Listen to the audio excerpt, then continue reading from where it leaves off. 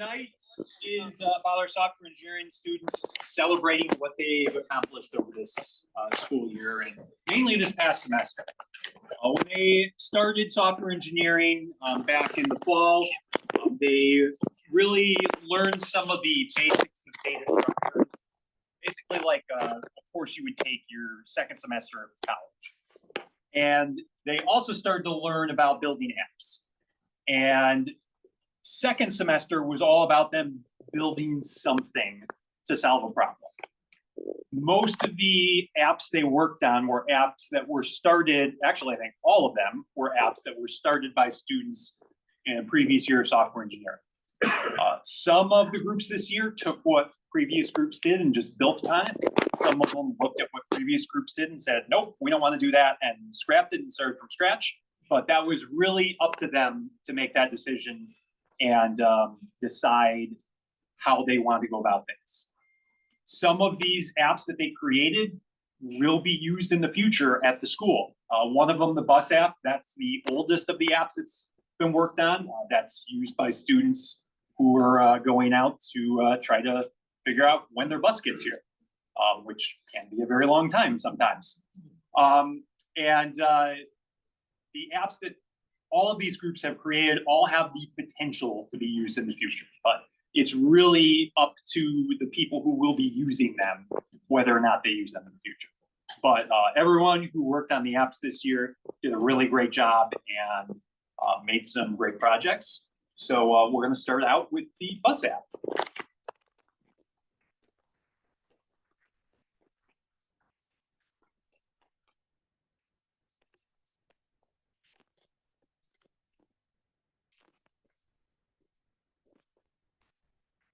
Hi everyone, I hope all of you are doing well today.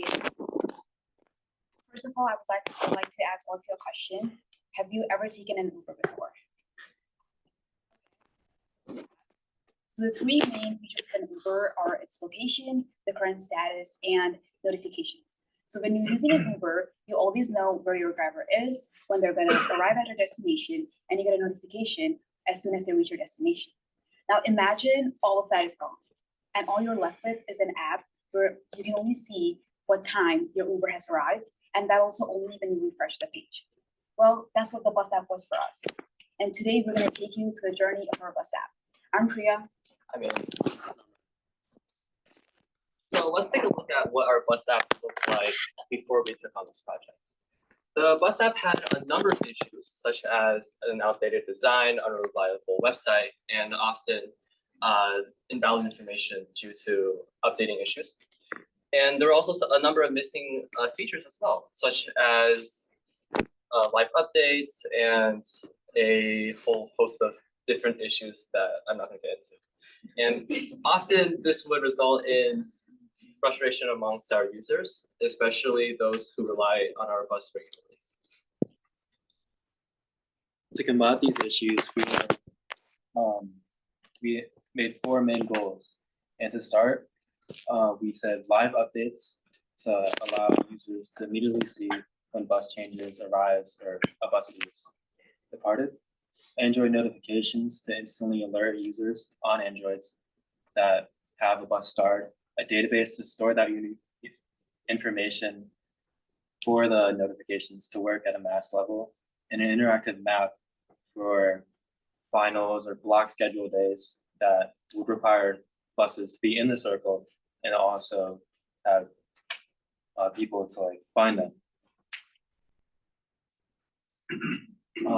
Challenges on the road were, to start, we were splashed with cold water and we had to learn how to use or code a new language, while at the same time make our first update, which is real-time updates. Secondly, we had notifications, which was easily the longest part of our journey, and also which eventually led to us having just stacking more and more problems, which took a hit on our team spirit. But in the end, we were able to keep that team spirit high and finish the app. Throughout our journey, there were 4 important lessons that we learned. The first and the most important lesson was that communication is key. So whenever we use to face a problem or we didn't understand what was exactly happening in our app, we made sure to communicate that with our clients or mentors, either digitally or verbally, so that we're all on the same page. And that directly correlates with the second lesson that we learned, which was that planning prevents problems. So anytime we knew that like one of us was going to be absent for a day or two, we made sure to communicate that with ourselves so that we could plan in advance for the workload to prevent any problems in the future. The third lesson that we learned was testing, testing, and testing. So anytime we face an error or a problem, the first and last thing we did was testing. We tested to make sure we knew the cause of the problem so that we could find the solutions as quickly as possible. However, despite planning and testing, sometimes things didn't work out. And that's where the fourth lesson came into play, which was embracing the unknown. So anytime we couldn't figure out a problem at once, the only thing we could do was take one step at a time, day by day, and embrace the unknown until we could find a solution altogether. And now Ryan and Angie are going to take you through a demo for Bus App, comparing the version before we started that and the version now. To start off, when we came here and we saw the current state of the bus app, we noted that it was very dated and old. And at the same time, when it was used on a phone, it was cluttering. So you wouldn't be able to tell, like really, the letters on the screen would be like bunched together. So it'd be hard to read. And at the same time, there's also like a non-specific logo. So to change this, we made a logo to make that. And then we widened the bus list so you can easily see. At the same time, just making it look a lot sleeker and more modernized. We also added 2 buttons at the top to give you like status on notifications and also to show like about this app, who's developed it. For notifications, we made 3 different customized notifications for all like different scenarios. For the first scenario is when just a normal bus arrives to parts. You would get this whenever you have a bus start. And then secondly, there's also another notification for when a bus is changed to another number. You would get a notification for that. And then also when that bus is changed and then is arrived, it gives you a specific notification telling you your bus along with the bus that has been changed to, and then the status of it. So let's look at what the administrators will see this upcoming year. So a key goal for refreshing the website is to make it as simple, easy, and flawless as possible for our users to execute whatever they want to do. First of all, we have reproportioned the website so that our buttons are more easy to access and much more nice to use. We also have buttons that will actually animate now. So whenever an administrator would want to interact with the button, they know for sure that what they are doing is actually making a difference in the app. Here's what the difference between our settings are. So we have refreshed the background color, which makes it look much more nicer now. We have also widened some text boxes, which help the administrators read whatever they want to read really nicely. And we have also included 2 drop-down menus from before to after, so that now administrators will not have to manually type whatever they want to type in order to get rid of a bus or a user that can access the backend.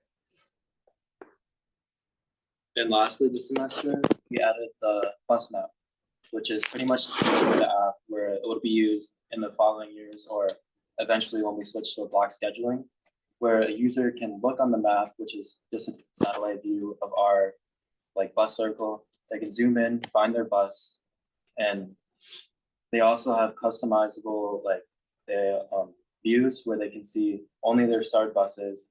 There's a button on the top left or 2 buttons where you can see a view button where it only shows you your start buses, and then of course the start of the buses. On the right side, there's an admin's view where an admin would be able to click a bus and then tap it onto one of those yellow buses that we have there, and it would instantly show onto the student's view. Now, all of this couldn't have been possible without the support of our mentor, Ms. Anderson, clients, Ms. Tardy, Ms. Nicolatas, and Ms. Piros, and obviously our teacher and guide, Dr. Muller. They have been with us throughout our entire journey, providing us suggestions, giving us feedback, and helping us whenever we needed them the most. So we would like to thank them all for all their support and guidance. Now that we have talked about what we have done this year, we want to talk about what we will do over the summer. There are some aspects that we haven't finished yet, such as notifications. For now, all our notifications will only work on computers and Android phones. So we want to integrate this with our iPhones and iPads as well. We want to implement backups in case of our database breaks in any way, shape, or form. And we want to capture live updates on our bus circle. For now, live updates will only work on our table, the table of buses that we displayed earlier on. So we would want to implement that feature into our bus map in case if a bus comes in late, then the map will automatically update. And the bus map, we want to rehaul its appearance because right now it looks really dry. Thank you everyone for joining us. Every journey starts with a single step, or in this case, a single tap.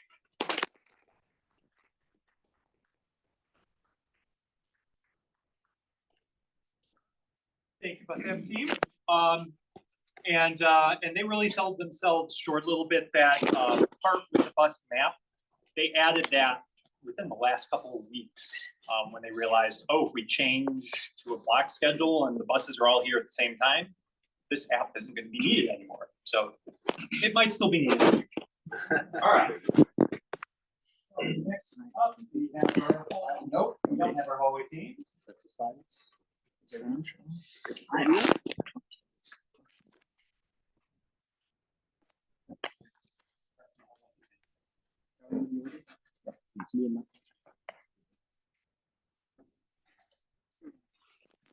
We have our Central Sliders team.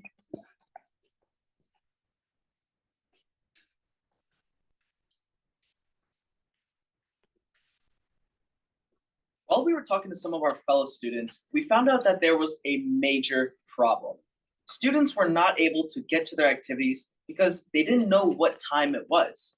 Now, teachers couldn't even communicate with them because, well, let's be real here, all of the communication methods kind of suck. Gmail, it's 2025. Come on, nobody checks their email anymore. Canvas, now we're getting somewhere. Remind, okay, that's kind of acceptable. But we wanted to make this as simple and as clean as possible. So what did we do?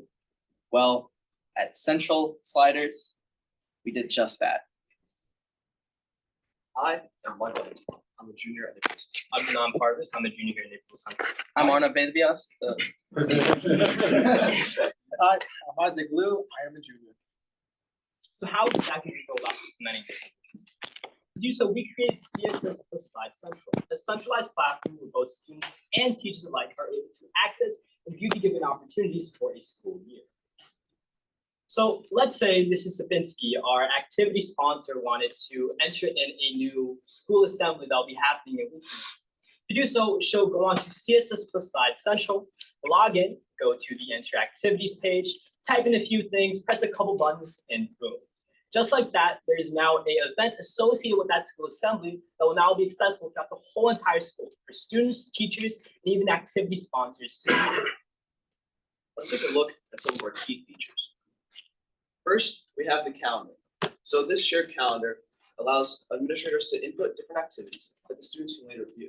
This can be club sponsors or just regular administrators, but this will allow for students to see what club meetings are happening, what sports practices, and what games are happening.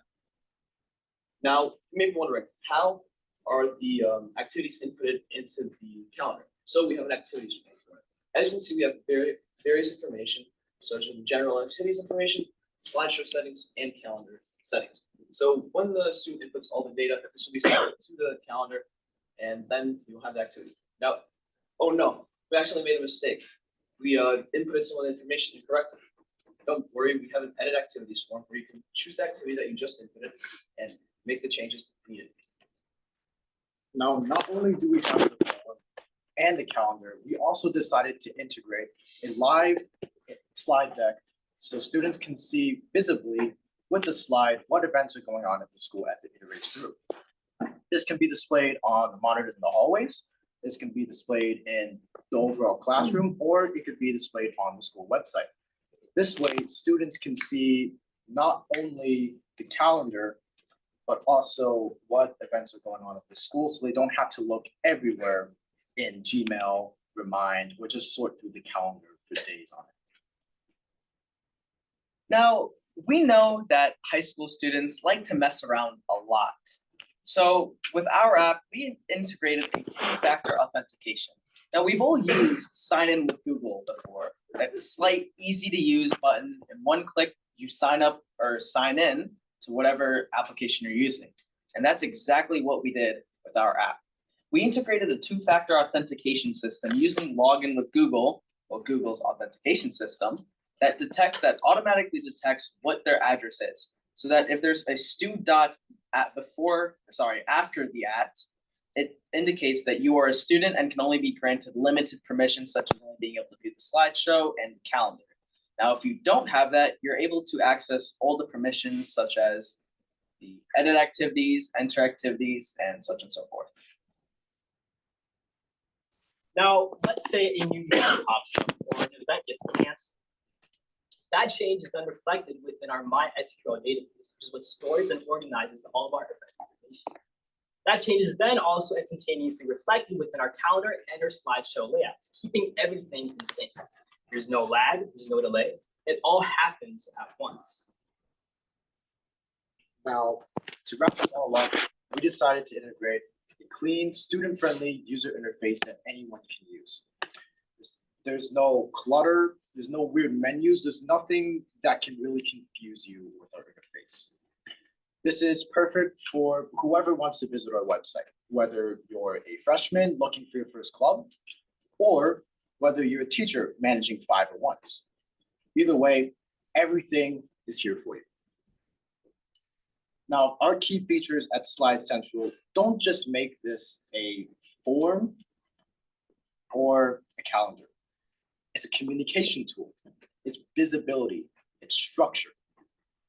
With CSS and Slide Central, this can be a device that a school can finally rely on for all of our activities and events.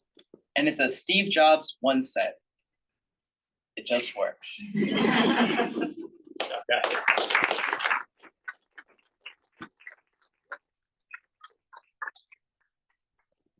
I think we have all four members of our hallway team here, so we will get back to the Pathfinders. Yeah.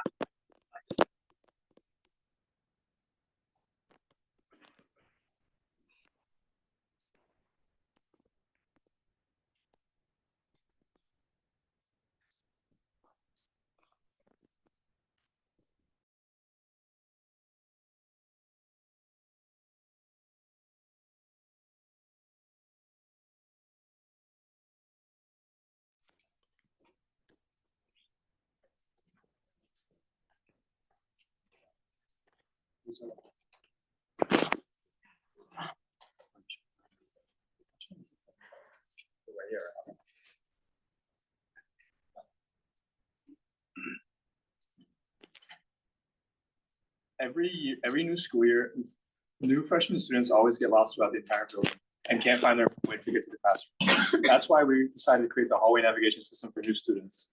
Our team consists of me, Daniel Kozlowski, Megan Wang. So what is it? In basic terms, it's just a hallway navigation system that gets you from point A to point B, or from the kiosk to a classroom throughout the entire school. It guides you through all the floors of the entire school, basement to the third floor, and it shows you the quickest way to get there. So what was our initial goal? Well, our initial goal was basically to create a mapping system for mainly freshmen and guests who wants to navigate to a room. And for example, let's say I was running through a hallway, right? So if I was a guest, I would know where it is. So with our new mapping system, we can allow them to quickly run to the correct place using our newly created pathing system. So how to do it? Well, it's our game plan. So first, we basically create an outline of our website or an app. We will have a place for the button, a place for the map, and a credit section. Number two, which is one of the hardest part I gotta say, which is basically to point out all the points, all the important points on the map into the classroom, sections, paths, and the hallway. Number 3, create a database of all the information of each individual point. Number 4, using the database that we have, create a pathing system that allows us to create a path from one point to another using all the points that put in the database. And the very last plan is to basically project the pathing onto our app. I was responsible for as a simple user interface, which just has the buttons that show doors of the school and the drop-down menu that asks which room the user wants to find a path to. To develop the user interface, we made a little slide presentation and showed it to the students in this right here, the Learning Commons. Based on their feedback, we got the idea to simplify the complexity of the menu so students wouldn't get all confused with excessive numbers of buttons or excessive lists of instructions. This is why the instructions to use the prototype are simple and easy to understand. Alrighty, so the next section is the mapping of the school. Very first thing we have to do is actually, get the images of the schools in each of their floors. But how would we know where hallways? How would we know where a classroom is? That was the main issue for this section. And so what we went ahead and did was decided to use nodes or points on a map and then connect paths between them. So to figure out a specific way of doing this, we decided to use CBI Studios, which is an online website that just makes it really easy to plot points on an image. From this, we were able to get the X and Y values of that point, and we were able to actually capably get the points mapped. All right, data storage. So now that we have all the points collected, how are we supposed to use it? Well, first, put into a CSV file, basically storage allows us to put the data of each individual point onto a line. Currently, we have 3 CSV files, one for each floor. So one for the first floor, second floor, third floor. Basement is to come in our next version, I promise. So how do we format each line? So basically, we have an ID. Basically, well, it's the name of the point. Number 2 is the typing. So we have P for path, basically a point that connects to another point. A and a sender, basically a point that connects to a class. And then we have C, which is class, and ST, which is just stairs. And after that, we have coordinates, basically where it is on the map, and then how many points that it connects to. Fun fact, first floor was one of the most painful floors to map out. It took 177 lines of handwritten data. Hands hurt. This is only first floor. Second floor, third floor, coming soon. So this in total took about 3 weeks, and arguably one of the harder steps of our program, other than this point, other than just starting it off. Alrighty, so now that we have our points, we need to actually create the pathways that allow you to get from point A to B. So to be able to do this, we had to figure out how to actually interact with our CSV files, which had the names X and Y and where they were and what they connected to. So using a bunch of different language that are listed up there, we went ahead and created a program which turned all of these points and basically allowed us to go from our starting point, which we decided to be at the main entrance, all the way to every room in the building. This then went ahead and gave us a bunch of arrays, or basically just groups of points in a line. So you know which one is first and which one is last and their positions throughout.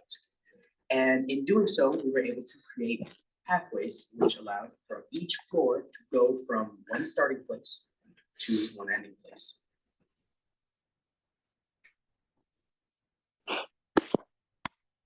Then we have to go ahead and display this.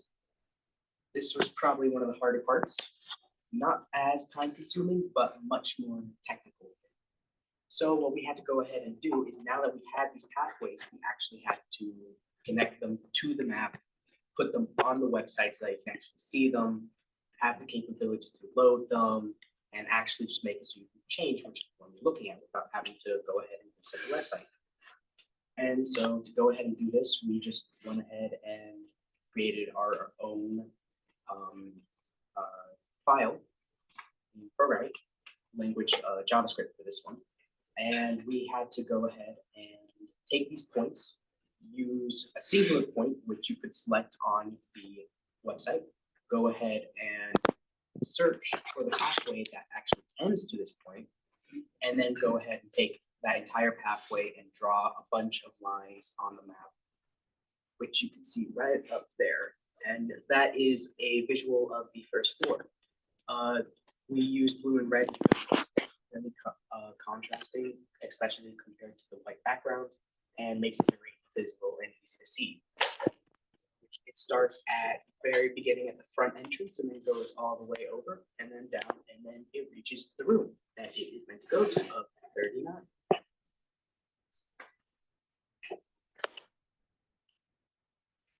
Some of the tasks we faced while developing this app were so daunting that we often got off task or had to talk with other teams to keep our spirits up. Additionally, we had to learn about many programming languages such as Python and Java, since programming is hard, you know. It took about a week to learn each language, but we eventually got through it, and we stayed on task mainly by using technical websites such as Trello to keep a log of our daily updates to the app. There was a bit of a time limit since we developed this app in one semester, so some of the work was done outside of class time. Even after all this work, there's still more work to be done in the app. For example, this school has a basement for us. Not all the functions for the app are fully implemented for the basement floor. It also doesn't look very good on phones. It's more designed for widescreen laptops. So we're going to work to make the design more responsive to phones. And finally, there was one scrapped idea we had early when we were naive and didn't know how long this would take. It was to import the rooms from a student's schedule throughout the day, usually 8 per day. During a later development period, we might give the student the option to scan their student card. This is mine, for example. And using the barcode, that could grant us access to their class schedules every day and give them a path to each of the rooms.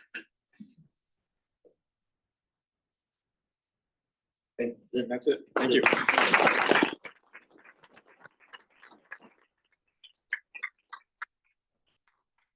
All right, I know that's 2 groups now that has said they had to keep their spirits up. I swear I'm not torturing them in class, but I think that does kind of show the degree of difficulty a lot of these projects were. I just kind of sat there. All right.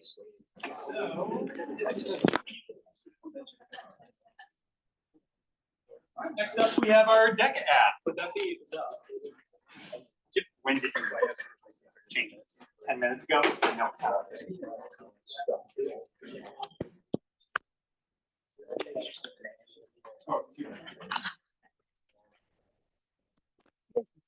Yeah, okay.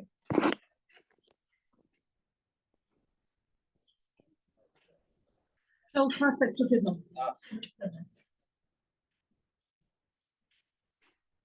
How many of you know about the rivalry between Naperville Central and Naperville North? So every single year, Central students make it their goal to beat North in whatever their activity is, whether that's a sports team or even if it applies to extracurriculars or clubs. But every year, there's always the question of how do we beat North? What's the way we can get a leg up on the competition to make sure that we have the best resources available to win? So to better understand our app, you first have to understand what DECA is. DECA is a competition-based event at Naperville Central, and it's a nationwide event. In DECA, over the course of a semester, you prepare for competitions in one of the 6 different career categories. in each event, each has different tasks and different ways that you are tested in these competitions. And this is another area where we directly compete with North in these regional competitions. And if our students do better, they will move on to states and eventually even nationals. So what's the problem besides beating North, of course? So DECA students don't really have a dedicated place to study. If they want to study for their particular event, they may have to navigate through multiple flashcard websites with possibly inaccurate information. And so because of that, it can be really annoying and inefficient to study. So what's the solution? That's where DECA app comes in. So our app provides a dedicated place to study for all DECA students in Naperville Central. Every single career cluster that you saw on the slide that Robbie presented, every single one of them is accessible on our website. So students in the marketing career cluster or the business management or even hospitality and tourism, all of them can find their necessary resources under our site. Also, if there are students that partake in multiple events, they're able to easily switch between them and make sure that they're prepared. As for performance and design of the DECA, here's where we started at the beginning of the semester. As you can see, it's a good start, but the layout doesn't fit the entire screen. Some of the colors are a shade off, and there's no easy way to select your career cluster from the homepage. If we look at our app now, the layout is much cleaner, everything coordinates much better, and it's very simple to select and start studying from your career cluster. This is what the actual practice mode looked like in the original app. As you can see, there actually wasn't any like terms you could study. It wasn't connecting to the database, so you couldn't really use the app at the point we were giving it. It got in the app, and it wasn't actually a functional app. And now, if you see now, it'll actually pull from our database. So marketing is the largest one with the most data in right now. There's over 262 different terms. So a student can click the next button to flip through all of those different performance indicators. And if they actually click on the flashcard itself, it'll flip it. It'll show the meeting on the other side. And to make their studying even more comprehensive, we added a couple extra features. One of them is the I know this button. And so if a student knows a flashcard really well and doesn't want to keep seeing it over and over again, they can click the I know this button and it'll store it in the database so that the next time they get to that flashcard, it'll skip over it so they don't have to keep seeing the same terms over and over. Along with that, if the student wants to change the order in which they see the flashcards, there's a random mode at the bottom, which will randomly pick from all the different flashcards in that set so they can study them not in the same order every time. Another thing that we added was the edit page. So for administrators or teachers that run the DECA chapter here in Naperville Central, they need a way to access the database without having to spend an entire semester learning how to code with us. So what we added was the edit page, which is only visible if you're logged in with a teacher account. Teachers can see all 6 of the career clusters and a change password button. The change password button, we implemented a password so that only Central students who know it can access this website. Another way to beat North. And every single one of these edit buttons, when you press them, it comes up with edit options for the actual teacher. So without having to know how to code, they can access the database directly.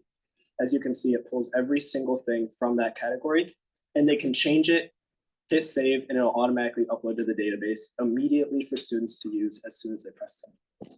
This is what the password page looks like if you're a North student that doesn't know the password. And as you can see, you can't really access any part of the app. So some of the challenges that we faced throughout our app, one of the biggest ones was actually getting the things that you're seeing on the flashcards to display. So I don't want to get into the complicated nature of what we were doing, but in the database, you have to assign each performance indicator to an ID. And to make sure that all of those IDs come out in order, we can randomize them with the random button, and the I know this button takes them out of that order. That took a lot of time on our hands. Another thing was updating information for each user individually. So another section of our database has every single user that's ever logged on and all of their study preferences. So obviously adding that was pretty complicated, but now that it's implemented, it works flawlessly. So our client for this project is Mrs. Bell, and she's been a DECA advisor for 20+ years. So she was very helpful with assisting us with the performance indicator information, as well as advising us on the actual organization of the app itself, such as whether to focus on the career clusters, which we ended up doing, versus something like the DECA events. We'd also like to thank our mentor, Marissa Bozeman. She helped us in a few Zoom calls to help guide us for like where we should start, how we should structure our app, and how we should actually plan the best way to move forward with the app so we wouldn't run into a lot of issues that weren't necessary. And our future goals to add to the app is one is study stats. We already have this feature almost fully implemented, but with this, it would actually save every time you flip the flashcard or spend time in the app to your Google login account. And from this way, the teachers could then see which students are actually studying, which are actually using the database, and which students are slacking off. Along with this, we would like to further improve mobile development, as currently it is best suited for a computer, and on mobile, a lot of things aren't sized great or are more difficult to use. With further development, it would be much easier for a student to say, like, study the flashcards on the bus ride to school. Along with that, another more ambitious goal we have for the future is assignments from teachers, which would allow the head of the DECA to actually require the different people for the different events to set amount of either study time or amount of flashcards reviewed to keep kids accountable and make sure they're preparing best for the events. Finally, we also want to add more study modes and tools to add different ways to study, such as like maybe a quiz mode, which will add different forms of questions or other ways to study aside from the standard flashcards. Thank you very much.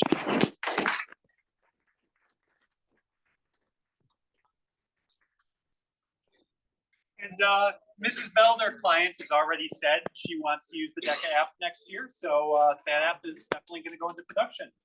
All right, and our last group.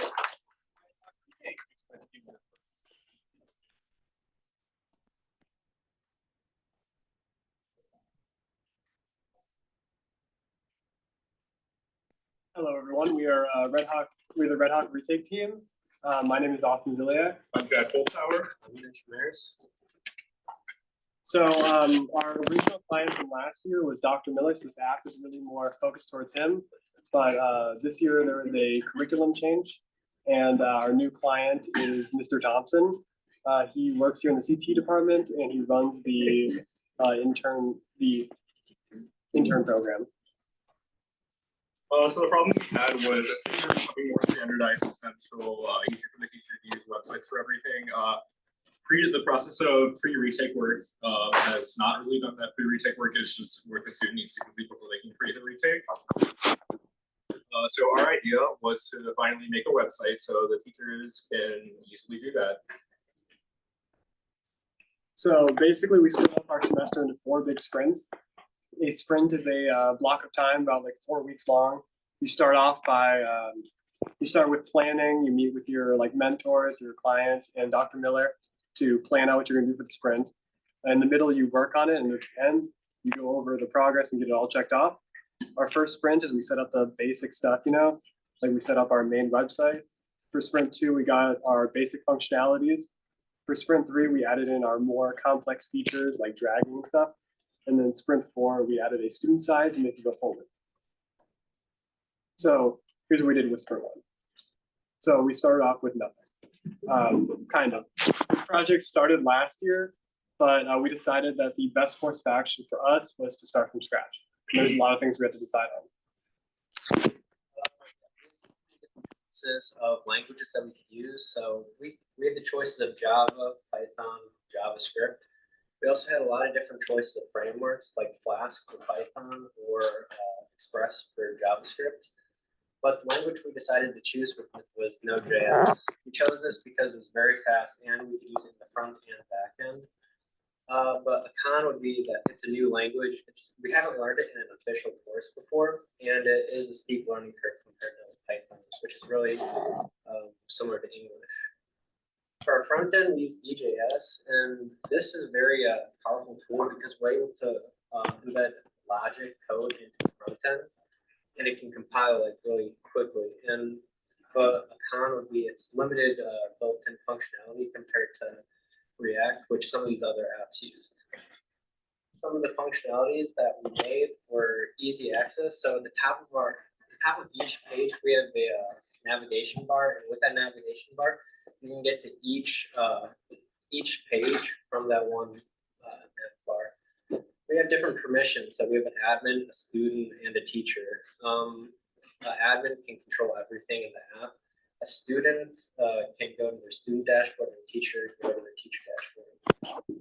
Teachers have the ability to manage classes and tests. So a teacher can organize all their classes, and then inside each class, they can add their tests and the different questions that they have inside the test. Teachers can assign retake work, and students can also apply for a retake work to retake a test. When students actually get this retake work, they can submit their work once they finish, and then the teacher can grade it. And then other functionalities we wanted to look nice. So we use Bootstrap, JavaScript, all that stuff to make the web app look like a nice modern tech look.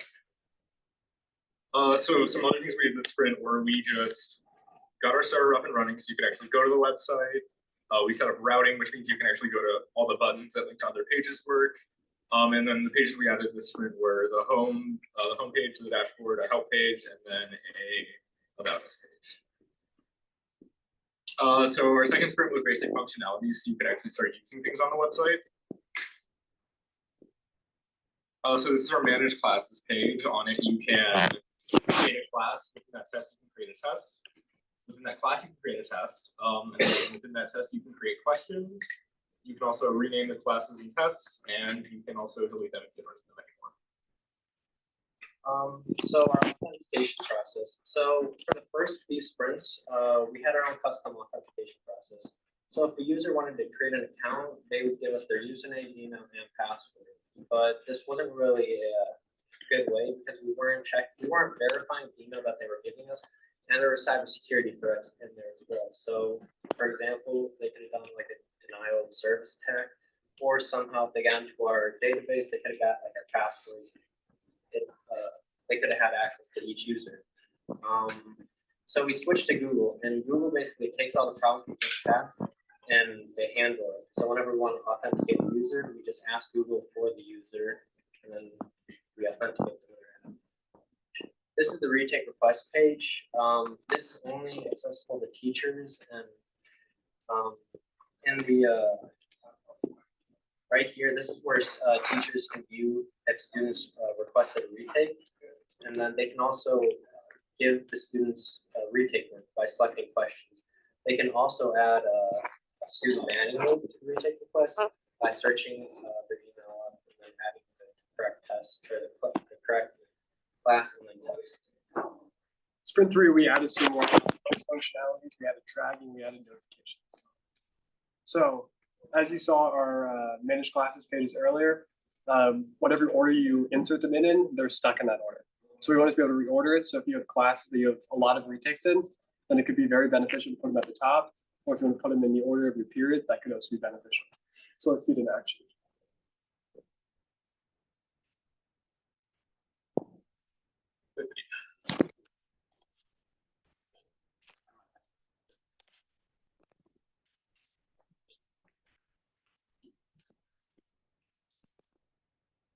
So as you can see, the class start in 1, 2, 3, 4, 5, 6 order.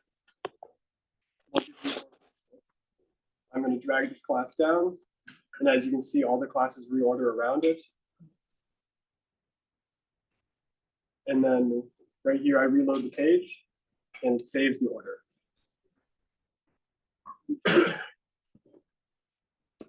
This is the notification process.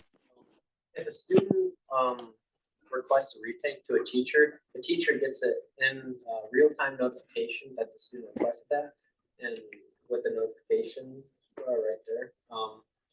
And with that, they can click on the notification and go to the page. This also works for students too. So if the teacher grades the work, the student can see that notification, and that tells the student if they can retake the test.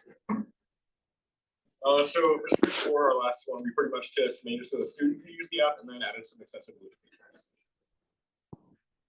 Accessibility options are very important because it allows all students to use it, and also can make some easier for students to use, and it is also a requirement to launch.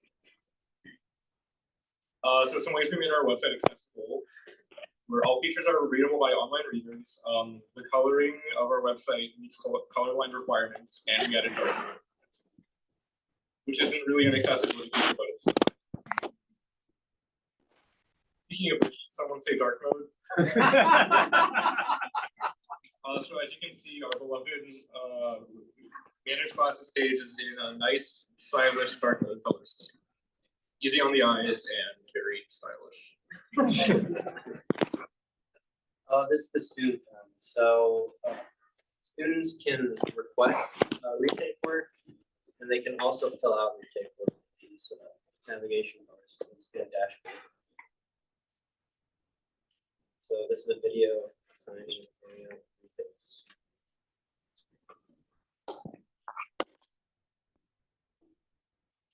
So a student goes to this page, they select a teacher, present a class, run a test that they want to do retake work for, and then you'll get a response of successful.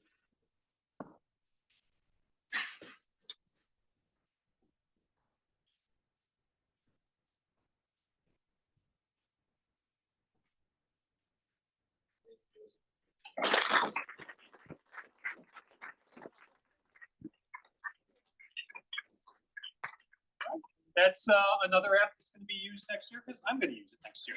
So they did a great job. But as I said at the beginning, the purpose was not necessarily to get something that's used in the future. It's a nice bonus, but the journey along the way, they all learned a lot. They learned how to work as a team, which is a really important part. And they learned a lot about the technology. So thank you for joining us tonight. If you have questions for any of the teams, feel free, they're available. And there's also still a table full of snacks over here, so feel free to take whatever you want. All right, thank you very much. Thank you.